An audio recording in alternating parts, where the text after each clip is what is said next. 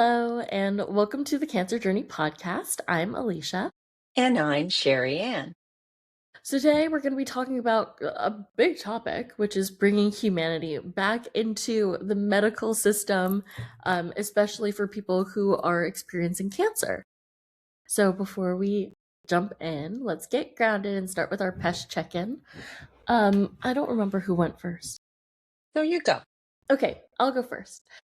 Physically, I am a 4.3, emotionally a 4.45, spirit is a 4.25, and hope is a 4.25, and my word is the little things. Okay.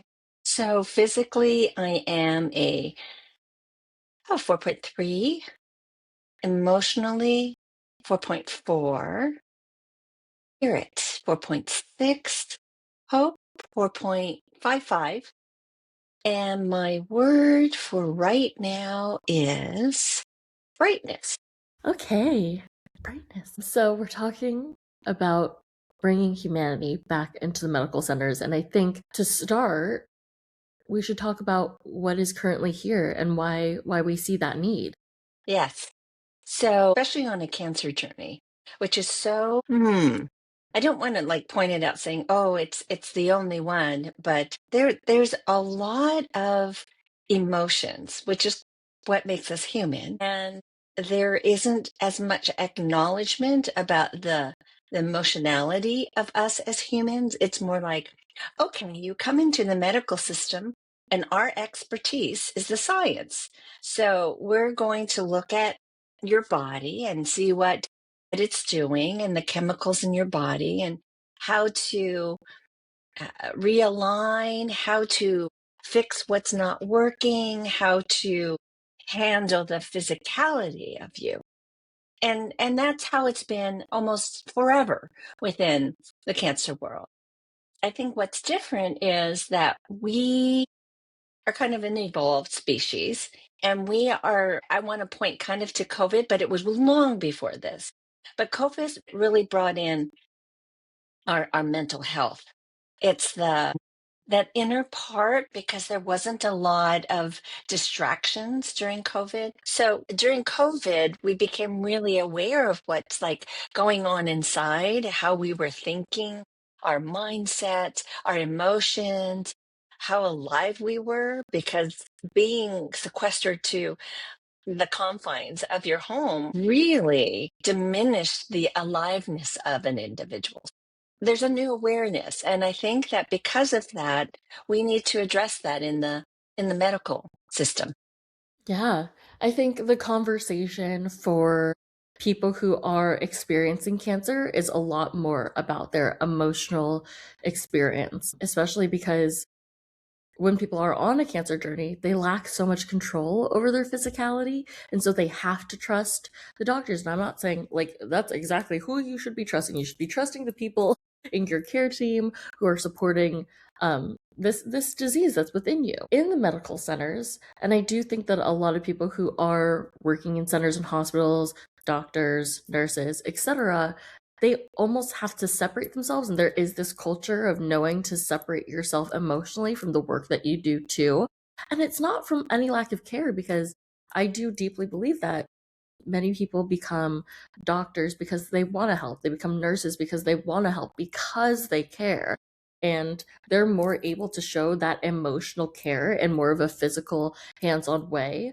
We are very much in a culture of fix it. That is kind of where science comes from, because we want to understand, we want to be able to fix problems. But when it comes to the emotional side of it, we don't have as much as awareness, and we don't know how to fix, right? Because when we can be out there doing something, it feels like we're hands on and it's tangible and it's immediate fixes, or things that can feel much more provable. But when it's emotional or mental or spiritual, it's really intangible, and it takes a little bit more time, just like healing physically takes time too. That's why there's a whole treatment. It's not like take this pill, you're cured.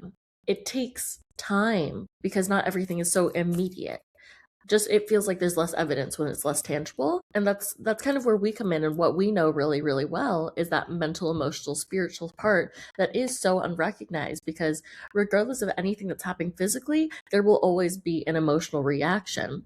And I don't think that a lot of doctors and nurses and people who work with this population allow themselves to show the emotions that come up, because they are so overwhelming. I mean, I wouldn't be surprised if many, many doctors and nurses and people who are on a care in a team are actually some of the most emotional people in their lives. Like, they feel so impacted, but because they're working with so many people, because they're seeing so much pain, physical pain, and but also pain of all sorts in the space they're in, they are almost forced to desensitize themselves to be able to handle just the sheer amount of pain that they're seeing every single day that they're surrounded by. And so, in order for it to not seep into their cells and seep into their work, they have to kind of separate themselves. So, I don't think that it's any like active choice to be cold or, very quick, seeing people really quickly and being really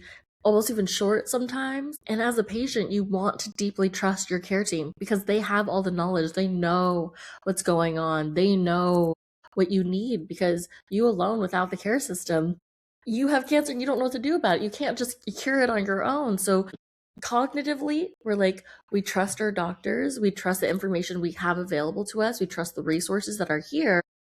But it's hard sometimes to feel that emotionally you can trust them in that way, because it's like, I know I can trust them, but when I'm with them, I don't always feel that I can. And sometimes that disconnect is just not being seen by your doctor. Right. I mean, as you describe it, there's this, it's a huge problem. It's like, okay, Ford created the whole industrial revolution in terms of, okay, we're going to cookie cutter things out and we're going to, it's like a factory, right? Because there's so many people going through something. And so they're trying to mechanize it, which I totally get, because how do you serve a huge population and try to have consistent results? Totally understand that. And it is an old process.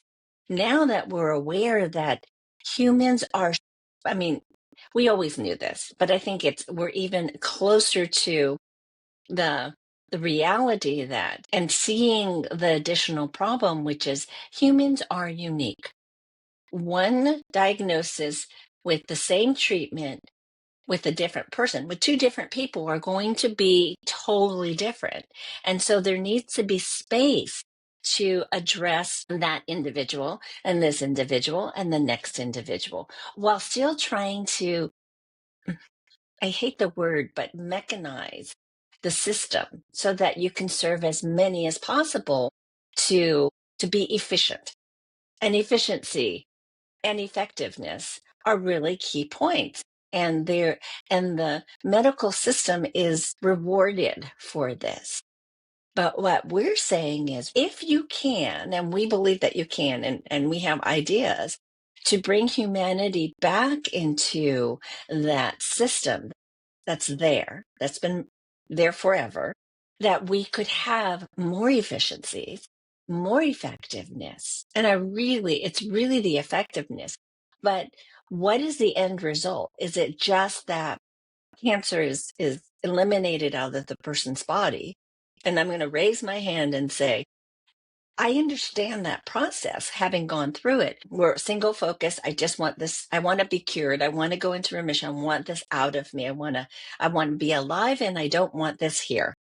I understand that. But at the end, I'm just clocking my first cancer, is that when I got to the end, and I kind of say I was like this quarterback on a football team, and I was running to the end goal, and I wanted to, have touchdown. So when I got to touchdown, I kind of looked up, and every part of me was exhausted. Physically, I was exhausted. Mentally, I was exhausted. Emotionally, I was in the pit, and spiritually, that much aliveness, it took every part of me. So then, yes, we've got to the end goal, but at what expense? What if you could go through this and still keep and be really conscious and aware of how you're doing, not only the physical, but how are we supporting the mental, the mindset, the self-talk, the way our minds are embracing this in a powerful and healthy way. And how are we dealing with our emotions, which are messengers trying to tell us what's going on instead of ignoring them? And how do we keep that inner flame flickering, that pilot light of ours, so that it doesn't get to, minuscule light, but we're holding our light, which is kind of like under the undercurrent of all of it, right? It's like, okay, if I feel present and alive and engaged and motivated and aware, that has such an impact on everything else. So it's like, how do we do this? Yeah. Oh, so many things came up for me as you were talking, and I'm like, okay, I hope I remember them. So, one of the first things I want to say is that just the fact that we, as people, feel that we need to be like objective over a situation and want to remove our emotions, and we try to kind of push away emotions, it's like just the recognition that we need to do that in order to do whatever is acknowledgement that emotions are natural and that they matter. We have gone to kind of the x extreme of being like, okay, we have to be unemotional about everything to have like a really clear answer. It's like, well, no, because if we want to do something that is actually aligned with who we are, we need to be able to feel for ourselves what matters. Like, we need to be able to see a situation and know how we feel about that situation, not how we should or what other people have done or any of that. We need to know for ourselves if it feels good, because if it doesn't feel like the right answer for us, if we have to go through that, let's say what the choice is a treatment, we're gonna like hate it every single step of the way. It feels like someone else chose it for you and you're being forced down this route. And as much as you try to push your feelings away, you're still going to feel that way about that experience. And so if you're not bought into the experience, you don't feel like you had a choice in the matter, which already cancer, you do not have a choice in the matter. So like that power always already feels stripped. Let's hold on. I mean, everyone's looking for control. Let's hold on to what actually matters to you. And your emotions will absolutely tell you that. This is also why so many people at the end of their patient cancer journey feel like they've lost themselves, because they let themselves go. They didn't give themselves any power, any opinion, any emotions throughout it. Or if they did, they're like, okay, we're gonna shove that back down now. But now it's all coming up. And so everything that you suppressed throughout this journey is coming out all at once. And it it does not feel good. It's all been there waiting for you, you know? And yes, maybe it was hard to deal with at that time. I'm not going to say what anyone really should be doing during their cancer journey, but I know that they're experiencing some sort of emotion. This is a very chaotic, uncertain, confusing time. It's kind of impossible to not feel something along that journey. Even moments of joy, right? Yeah, if we're suppressing everything during our journey, we're suppressing joy as well. So, if we want to be able to feel the full spectrum and feel the change that's coming along, it's not always going to be easy. But in the end, you will not feel like you have lost yourself. You will not get to the point where someone asks you a question, you're like, I don't even know how I feel about this. I don't even know what I want. And what you want not only matters and tells you what matters, but it informs you what your values are, your personal, individual values, and what really matters to you. And so decision making gets so much harder when you don't even know what matters to you. So if you can't feel, you can't know what matters, you don't know what matters to you, you can't make informed choices that are in alignment with who you are and what you need. And so when we're talking about bringing that humanity back to the medical centers, the impact is increased factors. It's harder because it's not as tangible, but factors like quality of life or adherence, that decision making, feeling confident in the decisions you're making, because you got a lot of decisions that you don't feel super informed about to make when you're on a cancer journey as a patient, as a survivor, as a caregiver. Like, you don't really know the answers to all of them, but sometimes you have a very short time with your care team and they're like, okay, what's your decision? And you're like, uh, my, like, and then you kind of want to be like, can you just choose for me and tell me what I'm supposed to do? But really, you need to have a voice in the matter, and your voice does matter in this situation. when we're able to better support the patient, the caregiver, the survivor, thriver, as they're making these decision points, and they feel much more, I don't want to say empowered. It's just having processed all of the emotions on top. It's like what you want when you take off, when they say, like, oh, I'm just going to take off my emotions and ignore them. Instead of doing that, you process them so that way the heated energy of them, the anger, the sadness, aren't the only thing driving your decision making. You can be settled on who you are. You can get to express that, okay, I'm angry because I wish that someone just choose it for me. And then once you get to express that and get that off the top, then there's more clarity for yourself. Okay, I want to take some sadness off. Okay, maybe actually I think I do know. So that's really the people who are on a cancer journey. And something that I have been thinking about a lot lately too when we're talking about the medical team is, imagine being the doctor who has to deliver that diagnosis. Imagine that space. That is one of the most just hard situations emotionally. I don't think anyone, unless you got some mental emotional problems of your own, is happy to deliver that news. No one. And they're trying to separate themselves from it, but they still want to be there for them as much as they can. And I could feel the struggle in that. If, like, let me just be clear with the facts because that's all I can do, and I can't be emotional with them about it, but I have to deliver this devastating news that to a lot of people feels like worst case scenario. A lot of people, when they hear you have cancer, they just hear, I'm gonna die. And of course, this goes to more than just cancer. Doctors unfortunately have to deliver a lot of bad news a lot of the time. And it's not always just such a click of that diagnosis, right? Sometimes it's, this treatment isn't working, you're not responding. Things like that is just as devastating because it's like, what now, right? Right. And while that is devastating to receive, it is it's so hard to give. And so imagine if the doctor had more support and someone who could hold the emotions so that they don't have to turn themselves off so much or feel like it's all on them, to have someone who's walking along with them.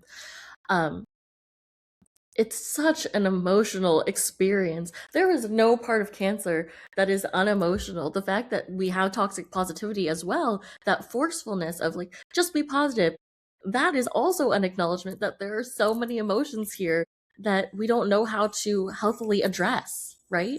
And that's why we have to flood it with toxic positivity. And while there is value to positivity, especially on that, the ideas of, like, adherence and quality of life and things like that, if you don't believe it deep in your bones, if it doesn't feel real and true and authentic to you, and you're just forcing it over everything else that's coming up, it's not actually helping you. All this to say that emotions really matter, and the fact that we want to ignore them and there's a conversation so much of pushing them away so much, just, like, again, acknowledges the fact that they're real and they're here and actually they're not going away. Right. Right. Because it is a natural bodily function like breathing. I oftentimes equate the two together because we're not aware of how much we're breathing every day, except when we can't breathe. Like there's an impediment and we're really conscious of taking the next breath.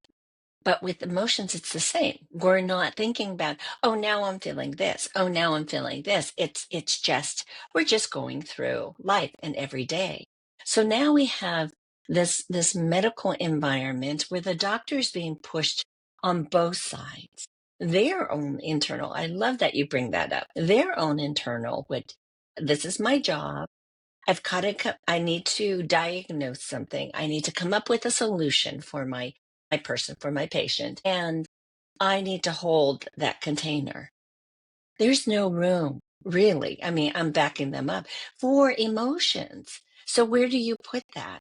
And what we're saying is it is essential for the medical team to have a container or a place to go where they can process the emotions and let them go so that they can come back and keep on going.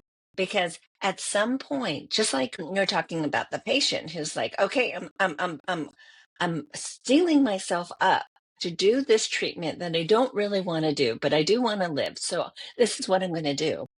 And when we steel up, it's almost like we've got a barrier on us that not physically, but more kind of like virtually or um, metaphysically. Dare I bring that word up? It's like we're pushing it away, right? Because we're like holding so tightly that something that we're saying yes to get us to where we want to go, like treatment, is not going to seep in as well. Just another way of saying what you were saying is if you don't buy into it, don't if you're not wholly agreeing with it, then it's not going to work as well. The doctors are doing the same, which is I'm putting up my barrier from emotions, but they still seep through. And so that has an impact. And we can't discount how important they are to the whole team. So we need to take care of them too. So we're trying to address the emotionality of the patient and the doctors in an environment that's like being pressed to be fac- factorial, meaning not without facts, but like a factory. It's like, wow.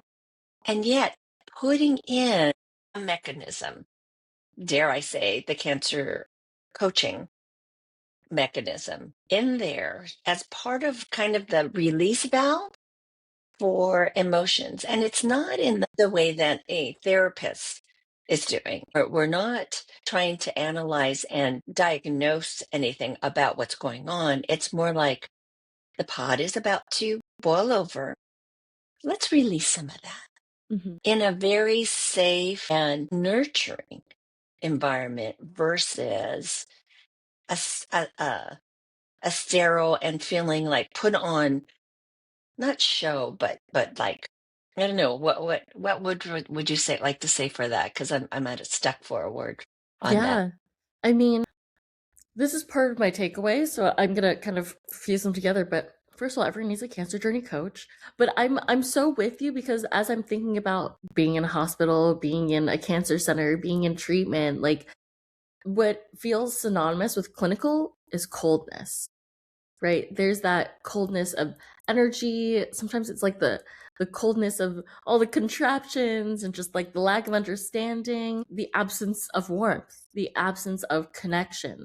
And so there's almost this performative thing that we do when we go into the hospital. It's like we have to know, we have to be straight laced and we have to be smart and we have to be calculated and we have to be like, even me, I just like, puffed out my chest and I just, okay, I have to be a certain way because it doesn't feel like there is space to be soft and sad and warm. It's like when there is tears and anger, it's that boiling over that's already happened and with no one there to catch you, right? It's just I can't hold it back anymore. It's coming out, kind of an experience. And so sometimes being in a medical space, especially being with cancer, it's cold. It feels so like disconnected and this like assumed trust, this forceful very negative ego should place. And what we're saying is that by having a cancer journey coach, you get to expand into that.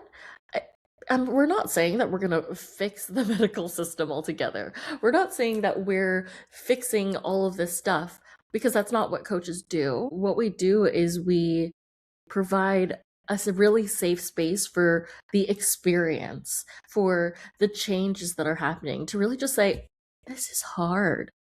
This is so hard. And I don't think for anyone this is easy. I mean, that's why people go to med school and have all of this training because this is a hard thing to hold exactly what they're doing. And that's hard enough on its own. And you add emotions on top of it, it's even harder. It's even harder of an experience for people who are coming from a place of such love and care, right? So, my takeaway is that everyone needs someone like a cancer journey coach who can hold all of it tension, anger, joy, confusion, frustration, depression without feeling like we're trying to push them anywhere because we're not. We're just trying to see them in the experience they're having so that they can release it and move forward with clarity. Okay, so that was my takeaway and my PESH. So physically I am a 4.35. Emotionally I am a 4.6. Spirit is a 4.45 and hope is a 4.35, and my word is care.